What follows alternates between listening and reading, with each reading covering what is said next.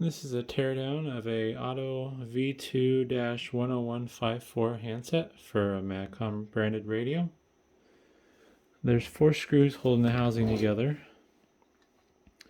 The back clip, I don't know if that's really riveted necessarily, but it's very firmly attached to the back housing, which is a very thick, rugged plastic. Looks like there might be a gasket in there as well, which makes sense. I don't think I have anything. Oh, there we go. Just a second here. Yeah, so nice little gasket for weatherproofing.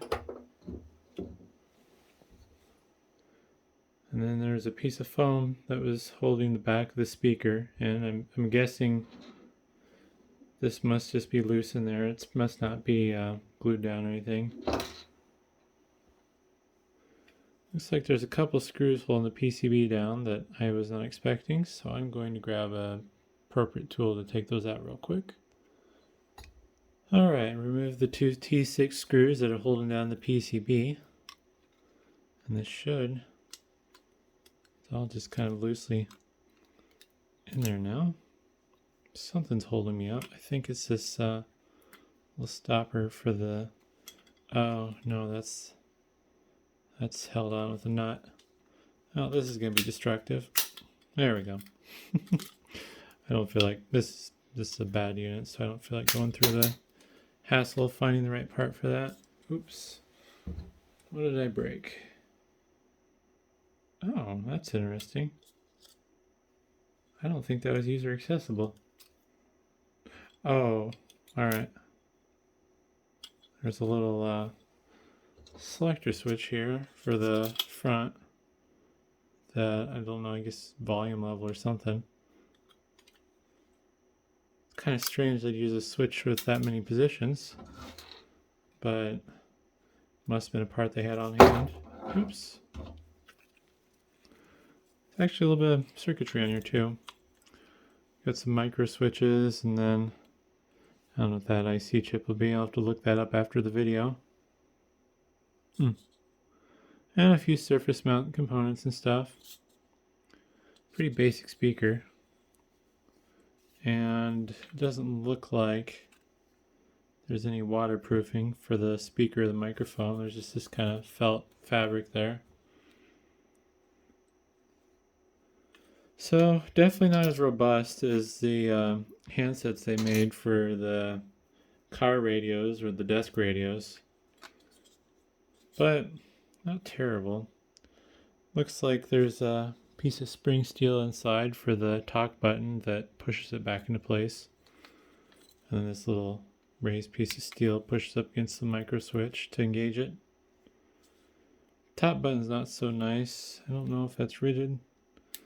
Yeah, so this is a overmolded piece of plastic with like a rubber gasket of some sort. I'm actually not sure how they made that. I gotta look at that a little closer.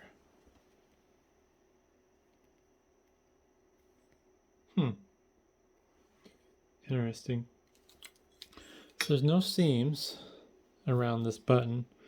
So they must have made this button. They would have had to injection mold the rigid piece of plastic, I'm guessing. And then, I don't know, without cutting that up, cutting it open, I don't know if there's a rubber gasket that they attached to it or if that was part of the molding process for the button. But it looks like they just molded over it then once they made that assembly. Versus the talk button, that appears, see if I can, probably not with that, I don't want to break that bit. That appears, yep, it's going to go flying probably. Ouch, it's in there tight. The talk button is just held in by this piece of spring steel that interacts with the micro switch. Almost like they used a hair clip. I mean, I know it's not a hair clip, but that's kind of what it reminds me of. And then, yeah, here's the side button. And this appears just to be a solid piece of rubber with some structural pieces molded into it to interact with the push button. So yeah, kind of more in there than I was expecting. Two of the biggest failure modes I've seen on these, though, not from like use, but just from handling them, since I have a whole bunch. The material and the insulation for the cord goes bad, probably due to like chemical exposure, whether it be the grease off people's skins, or maybe they touch something dirty and then maybe they get some gas on their hands or whatever, and then yeah, that causes it to degrade. And there's the other failure mode, which in this case was due to the user. We install these, they hook onto the top of the radio and you pivot it down. So if you don't line these up correctly, what I'm presuming happens is you have to fight against this rubber gasket to get a good contact, so all the environmental moisture and stuff doesn't get to the contacts and interrupt your connection. So what probably happens is people clip them on poorly. Maybe they think they have it clipped on all the way, but they don't. And they screw it on at the bottom, where this is where the screw normally would be, to lock it to the radio.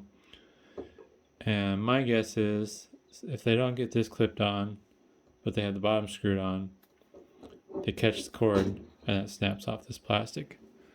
Because I don't know if the camera, let me just pick this up so it's not sliding all over the table, can pick that up, but that's definitely something that got snapped.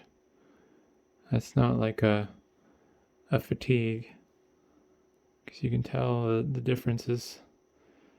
If it was fatigued, I believe the wear would be consistent. I'm not a plastics expert by any means, but I've seen enough stuff and I've damaged enough stuff over the years where I feel like that this was definitely snapped at one point. It gave loose here and then the rest of it just went with it. Could be wrong. But also I just noticed there's another screw here. I'm like curious if there's a PCB under this rubber gasket. Because you got these little pogo pins. Yep, nice little PCB. Let's see if I can pull that gasket off. Yeah. I'm not sure what that does. I don't know if that's a ground. Oh, there's even some surface mount components. I don't know. I'm not an expert, so don't take anything I say as gospel by any means, but just my opinions based on my experience. Oh, this is neat. This is yeah. This is a piece of plastic that has rubber. I assume they overmolded the rubber onto the plastic.